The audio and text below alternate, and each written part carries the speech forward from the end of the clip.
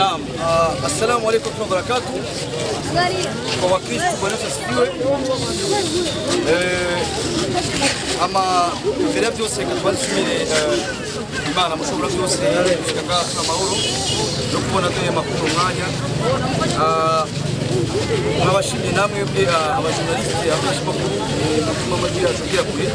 kuri gene mwashobora bakamo babateye natwe igikorwa cyo gufasha n'abandi bashimye cyane ama nkuko mubona IGC ni company ndi kumwe na show nakabale ni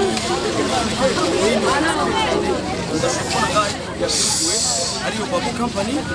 yo mamo nifashe ibikorwa bya IGC kuja hanze n'ahandi ikimira mukuzo cyo kucyereka kunyanga twese igikorwa ndibaza muca mwibona ni igikorwa kidasanzwe cyo gufasha abana bashobora kuja ku ishuri batagira ubusaho cyangwa amasakoshi yo mu makaye yabo ariko benshi bashobora kumbaza ati kuri iki gasore yagakoze mu kwezi kwa 10 bashinga rimwe mu gihe tuzi ko mashuri atakigera inspiration yavuye ku kintu nabonye ndiko ndataha mbona imvura ikiragwa mu muduga ndabona kana gafite amakaye mu maboko ariko gatamba imvura deja bica binegura bica bifata binuma njya kuvugana na babu company tubicaramo tuvuga ati nta kintu twokora tukurekana urukundo ku bana bamwe batangura amashuri batagira ubusaho cyangwa amasakoshi yo kwituma amakaye ibikoresho n'ibindi bishobora nk'amabiki amalagi turagira icyumviro turagice imbere yankintu dufata umwanzuro wo bivugira uburyo bwacu aho tugeze dufata abana barenga 20 bose bariga muraza kubabona tugatereka ku buryo dufise twerekana urukundo dufasha abana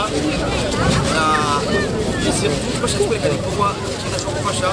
twerekana igikorwa cy'Imana cyo gufasha kubaruka kurabona natwe iyo organisation kubaruka cyo gufasha n'igihugu nibaza gasanzwe bashobora kubona ni uduka mugabo ni nkaka mucyenera mu bandi bantu nyene bafite nabone ikintu bofasha ubundi kwaruka beta cyo nzingisha abantu batishoboye bose ndabatuye ko igikorwa kugira ngo ushobore kwereka umutima w'ubushaka n'imbere y'Imana ama harize kurangira niba dushobora ariko twashobora nimba ibibazo bigiye bashobora kubaza amatubandanye murabona n'amasaha tujanye muraho ikaze nibaza ko ari ikibazo kimwe cyangwa bibiri kuko ndibaza ko atari ibibazo byinshi bikenewe cyane aho icya mbere ni gukeza kwanza yo kubona IGC hamwe na babu company hamwe na yasuri official Yego bashobora kwita kino kintu gikomeye cyane ariko ikintu cya mbere nkeneye nagomba kubaza Yego cyane bino bintu biratanguye murafasha igihugu Yego muri IGC twabura mukina amakomedi Yego nyene uno mugambi gutanguye ngaha wifuza ko yoshikaye ikibazo cya mbere afite cya kabiri murafashije bano bana mbega nitekiro mugiye kubafasha kugira ngo mubane mubakurikirana murabe neza ko bino bikoresho byashobora kubandanya murakoze cyane reka mere nk'unyarutsa dayere muri IGC nk'uko nabivuze avant dufise amakategori atandukanye nuko nakubwiye ati IGC hamwe na babu company dufise objectif yo gucreya fondation yo gufasha abana batishoboye abana b'imfuvyi banaonikora kubona umunsi twahereye kuri abana 20 ni kugira ngo ushobore kuraba SK2B imeze gute eske hariho n'abandi bantu boza guterera kugira ngo ushobore gukora ikintu gikomeye cyane mu ntego dufise IGC babu company ya Sono Official ni kuvuga yuko mu myaka nk'itatu iri imbere dushobora gukora nuziya fondation ikomeye cyane dushobora gufasha abana barenga 200 eka n'igihumbi zobafasha inshallah hama ikindi naco vuga ati ngo niki dushobora gukora tukugira ngo ushobore kubona ati ibikoresho twabahaye yuko birakora neza ni mu ntumbero yo gufasha abo bana twafashe liste y'abana dutanguranye nabo le début turabashira kuri liste bisubiye ko aba bana kubona tubahaye ibi bintu ntituzobatererana oya ni liste ikomeye cyane tugiye gushaka mu marogise yacu yo ngo tubandanye tubakurikirana